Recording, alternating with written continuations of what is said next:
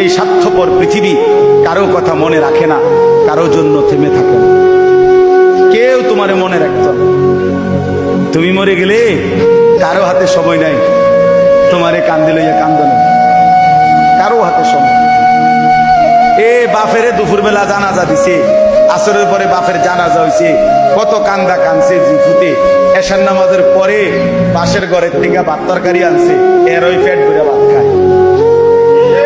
এরা দেখলাম দুপুরে কান্দে অন ভাত খায়, আরো গোস্ত লয়, আরো ফার্মের মুরগা লয়, তেলাপিয়া মাছ লয়, ডাইল লয়।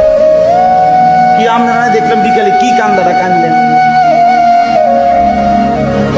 অর্থাৎ বুঝাইতে চায় ওনার জন্য তো আমি না খাইয়া মরে গেলে হইতো না, ঠিক আছে কাঁদছি তো কাঁদছি। অর্থাৎ দুনিয়া থেমে থাকে না, কারো জন্যই কি থাকে না, থেমে থাকে। এজন্য দুনিয়া নিয়েই ব্যস্ত না হই, আখিরাতের ফিকির